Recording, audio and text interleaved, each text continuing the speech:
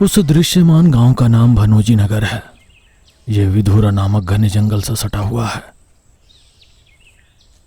गांव के अंत में साराबाई अपने मासूम बेटे गोपाल के साथ रहती थी। गोपाल बड़ा भोला है, नासमझ है, बिल्कुल दुनियादारी नहीं जानता था, लेकिन बहुत अच्छा है। एक दिन बगल वाले घर की दादी गोपाल से जलाऊ लकड़ी लाने में मदद मांगी। तू खुद जाकर ले आ बुढ़िया, आज तो त्योहार है, लड्डू खाकर आराम से सोऊंगा। बेटा, घर में खाना बनाने के लिए लकड़ियाँ नहीं है, बाजार से खरीद लाने के लिए दुकानें नहीं खुली, क्योंकि आज त्योहार है। थोड़ी सी जलाऊ लकड़ियाँ ला दो बेटा। अगर तुम्हारे घर में लकड़ियाँ नहीं है तो मैं मदद क्यों करूं? मैं नहीं जाऊंगा। ये सुनकर सारा भाई ने गोपाल को फटकार लगाई।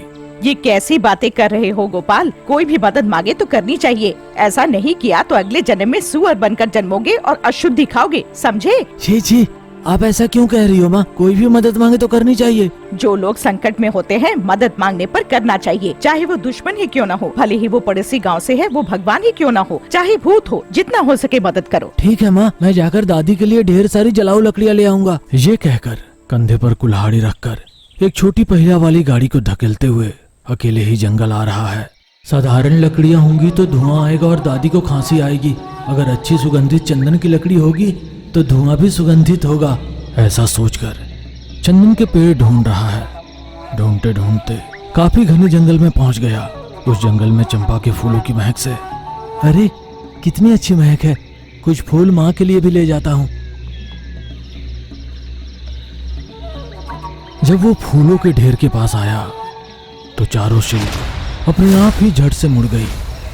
दर्पण से भूत जोर जोर से चिल्ला रहे हैं। उन्हें देखकर डर जाता है और भागने लगता है। हम तुम्हें कुछ नहीं करेंगे मानव, डरो मत, कृपया बचाओ। हम संकट में हैं मानव, हम संकट में हैं, सहारा दो, सहायता करो। जब उसने ये सुना तो वो वहीं रुक गया। उसे माँ की बात याद आई। जो लोग संकट में होते हैं मदद मांगने पर करना चाहिए, चाहे वो दुश्मन ही क्यों न हो, भले ही वो पड़ोसी गांव से हो, वो भगवान ही क्यों न हो, चाहे भूत हो, जितना हो सके उतनी मदद करो, ठीक है? डरते हुए ही वो वापस गया। मुझे कुछ नहीं करोगे ना? आओ जल्दी से शीशा तोड़ो और हमें बचाओ।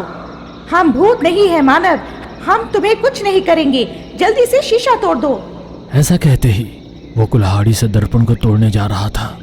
रुको मानव, यदि तुम इस निर्जीव वस्तु से दर्पण को तोड़ोगे तो हम भी दर्पण के साथ कर मर जाएंगे।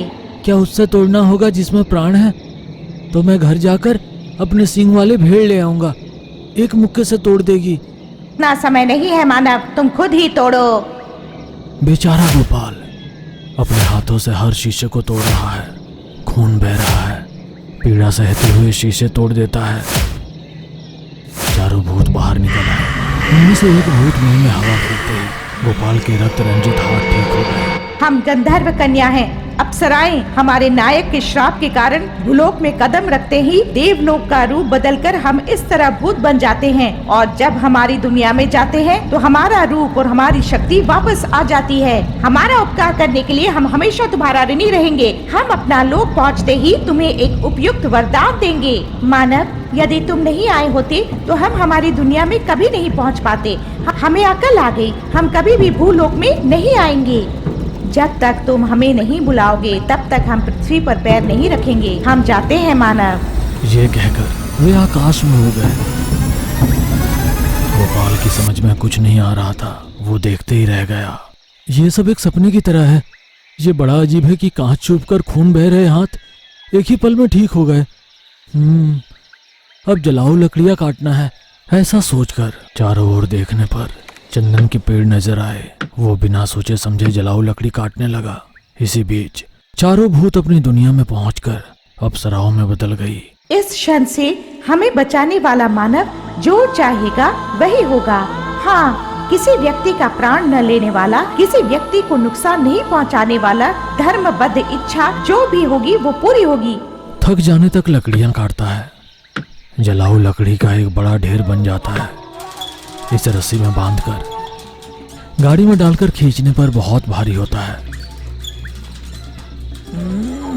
इतना वजन उठाना हमारे बस की बात नहीं है। अब क्या करूं? मैंने इतनी सारी लकड़ियां काट दी जिन्हें मैं ढो भी नहीं सकता। अच्छा होता अगर इन्हें ढोने के लिए कोई गधा होता। ऐसा कहते ही सच में एक गधा ही नहाते हुए झाड़ियों में से आया। बढ़िया, बहुत बढ़िया, लगता है मेरे लिए आ गई है। उसने जलाऊ लकड़ियों को गाड़ी में लाद कर छकड़े को गधे से लगाकर चलते हुए जा रहा है। चलते चलते बहुत थक गया हूँ। गधे पर चढ़कर सवारी करता हूँ। वो गधे पर बैठकर जा रहा है। लकड़ी काटते काटते गोपाल बहुत थके होने के कारण उसे बहुत भूख लग रही है। इसके अलावा गधा बहुत धीरे से चल रहा था। अगर ये ऐसे ही चला तो मेरे घर जाने से पहले ही अंधेरा हो जाएगा। अगर इस गधे के पंख होकर उड़ती तो कितना अच्छा होता। ऐसा कहते ही गधे को पंख लग गए और वो उड़ने लगा।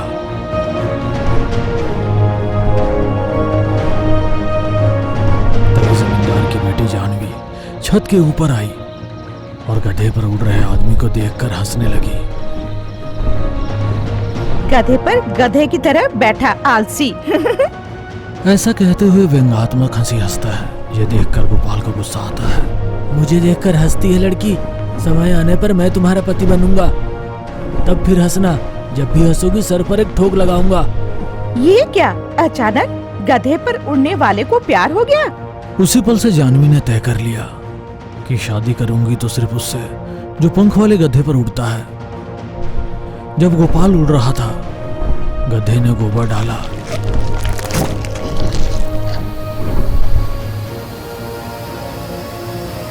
वो नीचे एक बुद्धे पर गिरा। गोपाल पंख वाले गधे के साथ घर के सामने उतरने से पहले अंधेरा हो गया था। कोई नहीं था। लकड़ियों का ढेर को नीचे उतारा। जाओ, जाकर उस बगीचे में सबसे नजर बचा कर रहो, वहां बहुत चारा है, जितने चाहे खाना। ऐसा कहते ही बगीचे में जाकर पंख वाला गधा गायब हो गया। इस पंख वाले गधे को कोई देखेगा तो उठाकर ले जाएगा। पता नहीं किसका है, मुझे मिल गया। वो सोचते हुए बिस्तर पर चला गया।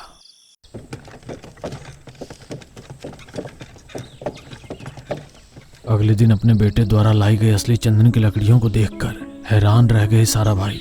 मेरा बेटा देखने में भोला दिखता है, लेकिन बाजुओं में बहुत शक्ति है। उन चंदन की लकड़ियों से दिन रात एक करके छोटे छोटे खिलौने बनाती है। अरे गोपाल, गांव गांव घूमकर इन चंदन की लकड़ियों के खिलौने बेचो। एक खिलौना 5 रुपए में बेचना, हमारे सारे कर्ज उतर जाएंगे। तुम्हारे लिए 1 सप्ताह की रोटियां बांध के गाड़ी में रख दी हैं, जाओ। गोपाल ठेले गाड़ी को खींचता हुआ गांव गांव घूम रहा है। खिलौने हैं बाबू, खिलौने, अच्छे चंदन के खिलौने, कीमत कम, खुशबू ज्यादा। आओ बाबू आओ। वहाँ जमींदार जी की लड़की जानवी ने जिद पकड़ ली है। शादी करूंगी तो सिर्फ उससे जिसे उसने उड़ने वाले गधे पर देखा था। ये कैसी ख्वाहिश है बेटी, कहीं गधा भी उड़ सकता है, वो भी पीठ पर आदमी को बिठाकर। कहीं सपना तो नहीं देख रही हो? नहीं, मैंने अपनी आँखों से देखा है पिताजी। घुंघराले बाल, बड़ी बड़ी आँखें, भी बहुत सुंदर दिखता है। पंखों वाले गधे पर शान से उड़ते हुए वे हमारे किले के ऊपर से चले गए। उसका नाम नहीं मालूम, गांव नहीं जानते, हम उसे कैसे ढूंढ सकते हैं? जमींदार के आदमी गांव गांव घूमकर जानवी के बताए आदमी की तलाश कर रहे हैं। ओए दादाजी, घुंघराले बाल, बड़ी बड़ी आंखों वाले को पंख वाले गधे पर उड़ते देखा है क्या? हाँ, मैंने देखा। उस गधे ने आसमान में उड़ते समय मेरे सिर पर गोबर डाला है। तुम चाहो तो मेरी बाल को सूंघो। अरे दादाजी हमारे साथ मजाक कर रहा है, चलो चलते हैं। सच है, कितनी बार सिर से नहा रहा हूँ, गोबर की बदबू नहीं जा रही। कोई नहीं मानता कि उड़ते पंखों वाले गधे ने मुझ पर गोबर डाला है। गोपाल गांव गांव घूम घूम कर खिलौने बेच रहा है। वहां विदुरा के जंगल में एक क्रूर तांत्रिक अलक्ष्य आकर देखने पर वो अप्सराओं को बंदी बनाने के लिए तैयार किया गया दर्पण जाल टूटा देखकर, किसी ने अप्सराओं को जाल से छुड़ाया है और वे किसी भी परिस्थिति में पृथ्वी पर नहीं आएंगी। अप्सराओं से शादी करने की मेरी इच्छा कभी पूरी नहीं होगी। पूरा होगा, आलस से पूरा होगा। यदि अप्सराओं को मुक्त करने वाला बुलाएगा तो वो जरूर आएंगी। हाँ, चलो उसे ढूंढ कर पकड़ते हैं। उसके यहाँ तक पहुँचने के कदमों का अनुसरण करके जाएंगे। यहाँ तक उसके आने के कदमों के निशान है, लेकिन उसके यहाँ से वापस जाने के निशान नहीं है। कुछ तो अजीब हुआ है। वे दोनों भूत कुत्तों में बदल गए। पैर के निशान सूंघते हुए चल रहे हैं। पीछे तांत्रिक चल रहा था। गोपाल के अपने गांव पहुंचने तक बहुत भारी बारिश शुरू हो गई। बारिश के पानी से उसके पैरों के निशान पूरी तरह से धुल गए थे। अब उसे ढूंढना हमारे बस की बात नहीं है। इस गांव में वो कौन है? मेरे द्वारा बंदी बनाए गए अप्सराओं को छुड़ाने वाला कौन है? इसके पता चलने तक इस गांव के लोगों को सताओ। ऐसा कहकर अलक्ष्य चला गया। उस दिन से जो भी अंधेरा होने के बाद घर से निकलता था उसे भूत उठाकर ले जाते थे।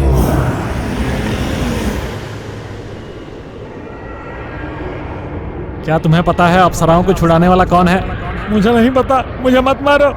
अगर मैं तुम्हें मार दूं तो मुझे क्या मिलेगा? डिम्बरी मुंह वाले, जा ज्वालाद्वीप में जाकर रो, जा।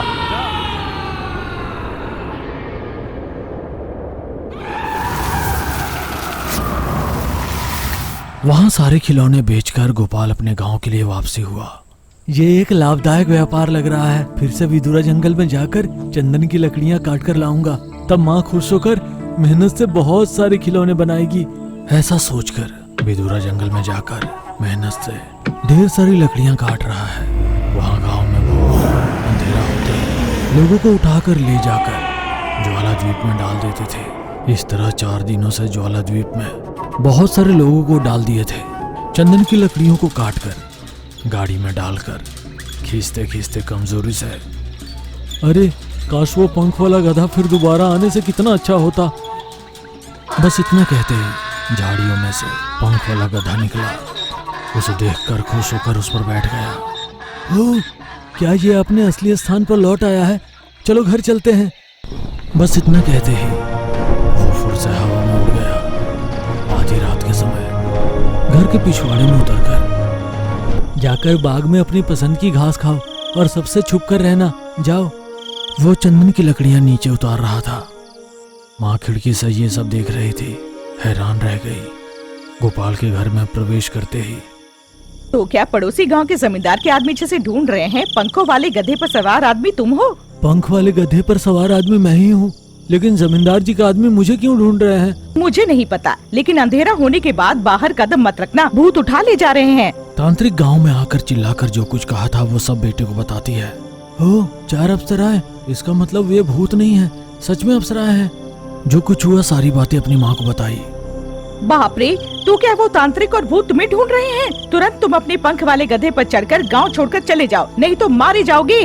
ये गलत है माँ, मेरी वजह से गांव के लोगों को परेशानी हो रही है। आपने खुद ही ये कहा था कि सच को छिपाना झूठ बोलने जैसा है। वो चलते हुए अंधेरे में गांव में चलते समय जोर से हंसते हुए भूत आकर गोपाल को उठाकर ले जा रहे हैं।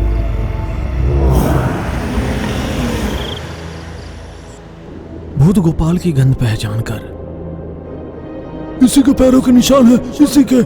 क्या रे, तुमने ही जंगल में चारों अप्सराओं को आजाद कर दिया था? हाँ, मैं ही हूँ। क्या गलत किया? चोरी और सीना चोरी। हमारे गुरुजी 4 अप्सराओं से शादी करने से उनकी मंत्र शक्ति चौगुनी बढ़ जाती। और तो और अप्सराएं सुमंगली होती है, यानी हमारे गुरुजी अप्सराओं के पति बनेंगे तो वे अमर हो जाएंगे। बड़ी मुश्किल से दर्पण जाल में अप्सराओं को बंदी बनाया था और तुमने उन्हें मुक्त कर दिया। चलो, आज हमारे गुरुजी के हाथों तुम्हारी मौत निश्चित है।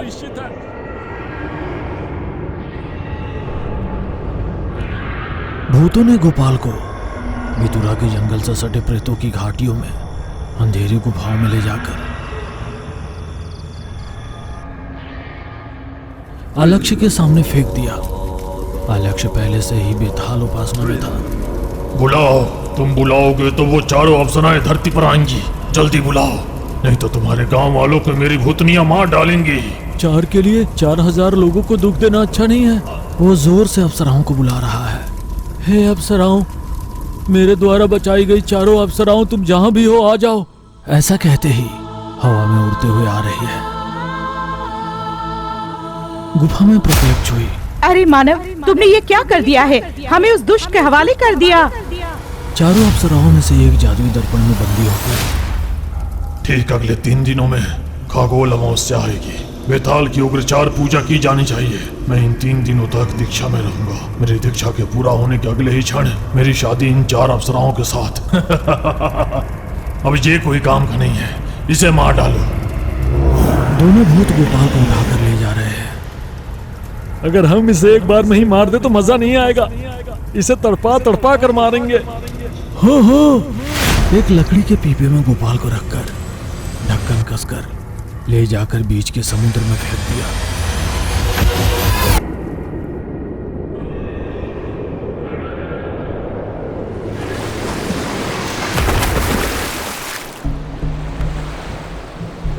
बेचारा गोपाल पानी पर तैरते हुए लहरों के साथ बहते हुए चले जा रहा है। बहुत भूख लग रही है। खाने पीने के लिए इस पीपे में कुछ होता तो अच्छा होता। ऐसे सोचते ही पैर से कुछ लगा। देखा तो पकवानों से भरा थैला। पेट भर खाया, पानी पिया। सांस फूल रही है, ढक्कन खुल जाता तो अच्छा होता। ऐसा सोचते ही तब से ढक्कन खुल गया। पीपा फिर से ज्वाला द्वीप में पहुंच गया। किनारे पर दादाजी दिखाई दिए। अरे वो तुम्हारे ही पंखों वाला गधा था जो आसमान में उड़ान भरते हुए उस रात मेरे सिर पर गोबर डाली। अरे वो गधे की औलाद, लेकिन पंखों वाला गधा तुम्हें कहाँ से मिला? यहाँ पीपे में कैसे आए? गोपाल ने दादाजी को सब कुछ बताया जो हुआ था। अरे वो भोंदूराम, तुम्हें क्या लगता है कि तुम्हारे साथ जो कुछ हुआ वो एक संयोग है? पंखों वाला गधा, पीपे में खाना पीना, ये सब कुछ तुम्हें अप्सराओं का दिया हुआ वरदान है। तुम्हारी वजह से हमारे गांव के आधे लोगों को उन भूतों ने टापू में फेंक दिया था। बेचारे उन 4 अप्सराओं को बचा लो। मैं कैसे बचा सकता हूँ दादा? क्या मुझ में इतनी ताकत है? अप्सराओं का दिया हुआ वरदान है ना, इच्छा प्रकट करो। आप ही बताओ क्या इच्छा प्रकट करूं? मेरा तो दिमाग काम नहीं कर रहा। तुम सच में भोंदूराम हो। तुम पहले समझदार बनने का वर मांगो, फिर तुम्हें किसी की सलाह की जरूरत नहीं होगी। हाँ ठीक है, मैं अपनी मूर्खता खोकर बुद्धि ज्ञान शक्तिवान बनूं। बस ऐसा कहते ही बिखरे बाल अच्छे हो गए, गंदे कपड़े चमकने लगे। दादाजी, इस टापू के हमारे सारे गांव वालों को तैयार करो, हमें काफी बड़ा नाव चाहिए। ऐसा कहते ही एक बड़ी नाव प्रकट हुई। दादाजी, सबको सावधानी से हमारे गांव ले आओ। मेरा पंखों वाला गधा, मेरे सामने आओ। जिस गुफा में अप्सराएं बंदी हैं, वहां ले चलो। वो देखो मेरा प्रेमी पंख वाले गधे पर सवार है। जमींदार जी के आदमी उड़ते हुए गधे का पीछा कर रहे हैं। भूतों के गुफा में पहुंचते ही